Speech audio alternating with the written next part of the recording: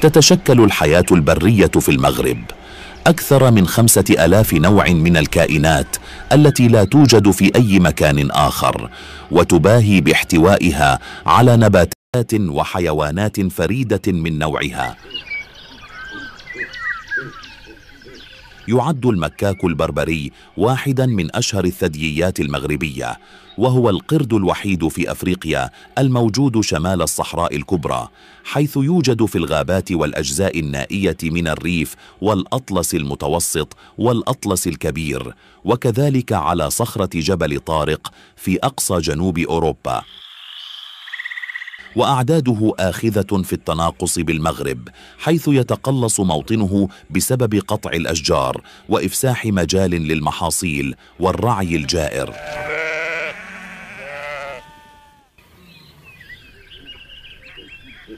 المكاك البربري أو قرد المغرب هو نوع من الحيوانات يتبع جنس السعدان من فصيلة سعادين العالم القديم. يسمى المكاك البربري نسبة إلى منطقة عيشه في شمال إفريقيا، والتي يسكنها الأمازيغ الملقبين بالبربر، ويسمي الأمازيغ هذا القرد بالأمازيغية زعطوط أو زعضوض.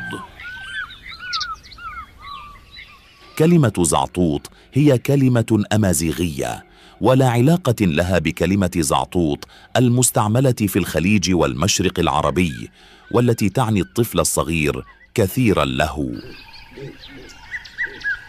تعتبر هذه الحيوانات إحدى أفضل الأنواع المعروفة لقردة العالم القديم.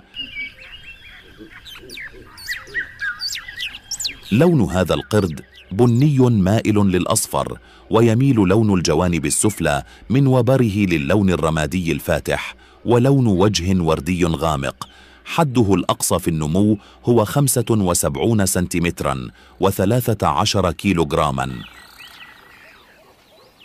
الأطراف العلوية لهذا القرد أطول من أطرافه السفلية، وتتميز هذه الفصيلة بافتقادها للذيل، كما تتميز بصغر حجم الإناث مقارنة مع الذكور. يستعمل الزعطوط أطرافه الأربعة في الحركة، وأحيانا ينتصب على الأطراف السفلى، خصوصا عند إحساسه بالخطر. يتواجد المكاك البربري بكثرة في المغرب، خصوصا في غابات الأرز الأطلسي مثل غابة غورو بنواحي إفران، وشلالات أوزود بضواحي أزيلال.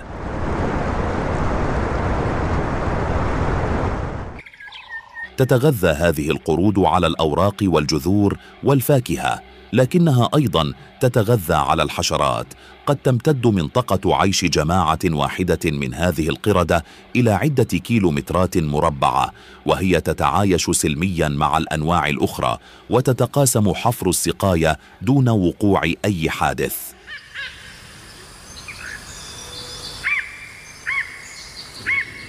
المكاك البربري قرد اجتماعي يعيش في مجموعات مختلطة من الذكور والإناث.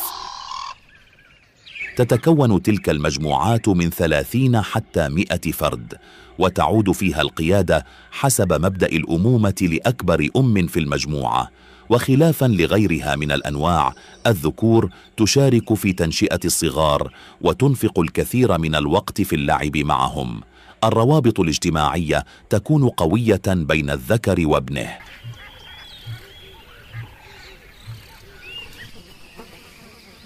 يلعب القرد دورا أساسيا في الحفاظ على التوازن البيئي، لأنه يتغذى أساسا على مجموعة من الحشرات، وفي غيابه يحتمل فقدان هذا التوازن نظرا إلى التكاثر الكبير لليرقات الناخرة لأشجار الأرز.